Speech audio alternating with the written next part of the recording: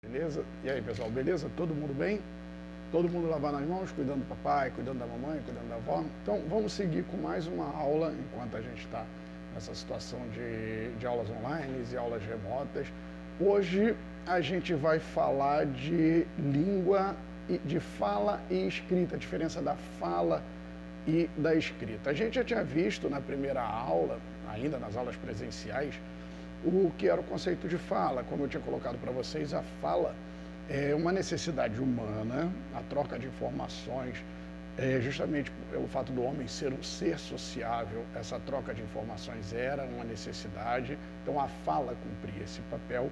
Então, só para a gente reforçar essa ideia, a fala então é uma habilidade inata do homem, uma necessidade humana, e a comunicação acontece através de uma articulação de sons. E essa articulação de sons ela é natural, é espontânea. Uma criança aprende a falar ouvindo os pais falarem e aí ela já começa a se comunicar, por exemplo. Então, se você não tem nenhuma deficiência auditiva, você já aprende a falar e articular naturalmente. E é diferente da escrita, por isso. Enquanto a fala é algo natural e espontâneo, a escrita, por sua vez, é uma habilidade criada pelo homem, é uma técnica desenvolvida. Você precisa aprender essa técnica para poder utilizá-la. E essa técnica ela foi criada já há bastante tempo, relativamente, se a gente olhar em números absolutos, há bastante tempo, mas olhando a história da humanidade, foi até um tempo recente. A escrita ela tem aproximadamente 5.000 anos. E ela se dá, o processo comunicativo com a escrita se dá a partir da transformação de sons em letras. Eu pego os sons, transformo em letras e começo a produzir palavras escritas a partir daí. Então, é preciso desenvolver uma habilidade para que você possa utilizar essa ferramenta da escrita. E quais são as características? A fala a gente já tinha falado, já tinha conversado sobre ela em sala de aula, a gente falou de fala, de linguagem, de língua, mas como se dá, por exemplo, o processo da escrita? Uma característica da escrita, por exemplo, é a busca pela simplificação, é a busca pela economia, pela agilidade. A língua escrita, ela tende a partir da ideia da lei do menor esforço, ou seja, eu escrever o máximo com menos palavras possíveis, ou eu ser claro o mais rápido possível. Então, molecada, vocês que estão acostumados a usar a linguagem de internet, acham que é invenção de vocês, na verdade não, isso já faz parte da escrita já desde sempre, essa busca pela agilidade, essa busca pela maneira mais fácil de se escrever. Uma outra característica da escrita é que povos que desenvolveram essa ferramenta, os sumérios, os fenícios, os gregos, eles partiram de uma logografia, ou seja, associando uma imagem a uma coisa, vou falar disso daqui a pouco, e associar essa logografia, foram desse processo até um processo de alfabetografia, que é a criação de letras de signos, a gente já viu o que é signo nas primeiras aulas, associando um signo a um som, ao invés de associar a algum objeto ou algo palpável, real. Vou explicar isso mais a miúde daqui a pouco. E uma outra característica da escrita é justamente o fato de que ela é muito mais conservadora do que a língua falada. A mudança da língua falada ela vai de geração para geração. A língua escrita é diferente, ela conserva, ela é mais tradicional. Então, povos que são ágrafos, ou seja, não tem uma linguagem escrita, de uma geração para outra, 3, 4 gerações depois, se essas pessoas se afastarem, ou se esses povos se expandirem, essa língua se perde. E ela se transforma e vira uma outra coisa. Isso aconteceu, por exemplo, com o latim, depois que acabou o Império Romano, que a língua se fragmenta, ela se transforma em outras línguas que deram origem às línguas neolatinas, como a gente viu nas primeiras aulas. Já quando eu tenho uma estrutura de língua consolidada, por exemplo, uma língua falada mais consolidada, aí sim eu preservo essa língua geração após geração. Então, esse lado conservador da língua é o que mantém ela coesa. Vocês sabem como a língua surgiu? Alguém tem ideia de como surgiu a língua escrita? Como eu falei para vocês, ela surgiu mais ou menos 5.000 anos atrás. Na verdade, não teve um povo que criou a língua. Vários povos, por já começar a ter uma necessidade social, por já estarem mais organizados e estarem dispostos a registrar o seu cotidiano, eles começaram a ter necessidade de criar algo que pudesse se perpetuar aquela informação. Então, a escrita surgiu como a gente conhece, a que a gente utiliza, e a forma mais aceita historicamente, surgiu ali na região da Suméria. A região da Suméria, essa civilização suméria, ela floresceu ali no Oriente Médio, ali perto do Golfo Pérsico, entre os rios Tigre e Eufrates, região da Mesopotâmia. Então, essa região aí, onde hoje é o Iraque, foi aí que floresceram os primórdios da civilização como a gente conhece hoje, e a escrita floresceu aí.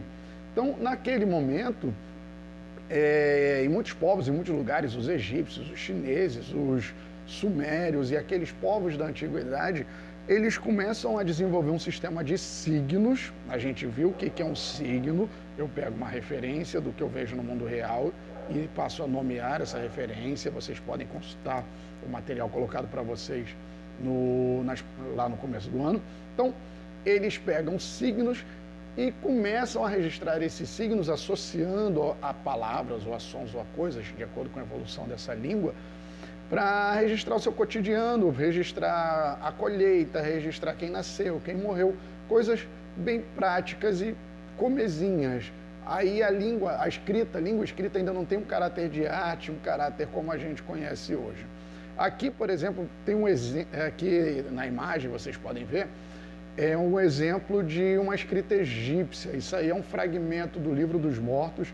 Eu tirei essa foto numa exposição que teve no Centro Cultural Banco do Brasil, agora no começo do ano. Então é um trecho do Livro dos Mortos, que era um ritual egípcio de sepultamento, de como eles mumificavam e sepultavam as pessoas. Então tem todo um caráter mágico, todo um caráter místico aí. E aqui ao lado, também aqui na imagem, vocês podem ver, por exemplo, uma escrita cuneiforme suméria. Ali eu já tenho uma escrita feita em argila, era uma forma de cunha, uma espécie de recipiente parecendo uma tigela, e ele feito de argila e era escrito ali.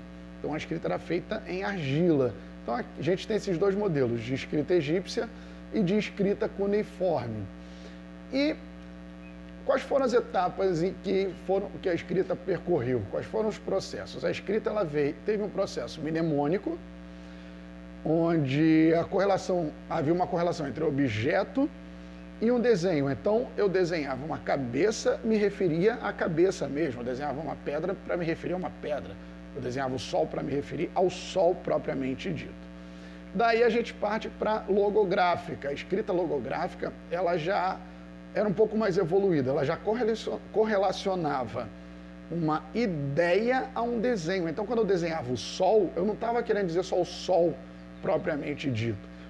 Eu poderia estar querendo dizer, por exemplo, brilho. Eu poderia estar querendo dizer luz. Me referia a dia, da ideia de que era de dia, parte da manhã. Então, eu fazia isso representando com o desenho do sol. Depois a gente parte para ideografia. Tinha escrita ideográfica, quando eu começo a associar sons a ideias. Então, esse signo começa a representar não só uma palavra. Aquele desenho, aquele diagrama, ele não representa só uma palavra, mas uma ideia.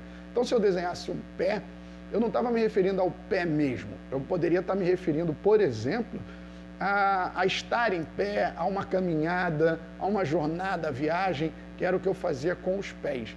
Então eu começo a ter essa referência também. E por último, a gente tem a escrita cuneiforme, que é quando começa a parte fonética da escrita, quando eu começo a associar sons e vincular esses sons, esses signos, vincular a sons, a fonemas, a articulação que a gente faz com a boca. Então a escrita passa a ser não mais a desenhos e passa a representar imagens ligadas a sons, e daí a gente tem o processo de escrita que a gente conhece. E agora, meus queridos, vou deixar uma perguntinha aqui para vocês, minhas crianças. O que vocês acham? Qual foi a maior invenção da humanidade? Dá um tempinho aí para vocês pensarem. Já chegaram à conclusão? Já tem uma ideia de qual foi? Bem, para mim, a maior invenção da humanidade foi o alfabeto. Porque é a partir dele que a gente começa a escrever de uma maneira muito mais complexa e consegue escrever tudo aquilo que está aqui, no nosso pensamento. E como é que surgiu o alfabeto? A criação do alfabeto, ele acontece lá na Suméria, lá naquela região que eu já falei para vocês, e ele surge justamente para simplificar o processo da escrita. Eu falei mais anteriormente que a escrita ela busca simplificação. Mas o que é o alfabeto? O alfabeto é um conjunto de sinais, de símbolos, representando sons que nós articulamos quando falamos, e esses símbolos eles se juntam para formar palavras. E o alfabeto, ele tem uma seguinte linha histórica. Ele primeiro começa lá nos sumérios, quando começa a se associar um símbolo, um desenho, a um som.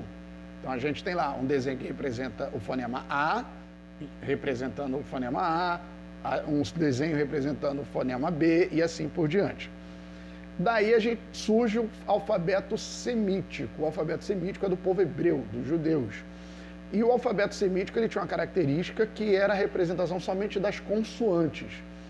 Eles ainda não utilizam vogais. As vogais elas ficavam subentendidas a partir do contexto do que eu queria dizer. Era um pouco mais simples que o sumério, mas ainda assim um tanto complicado.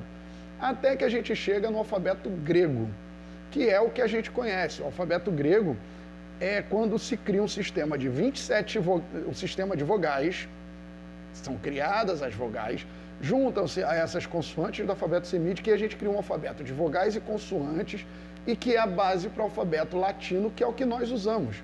O nosso alfabeto é o alfabeto latino e nós usamos a partir do alfabeto grego.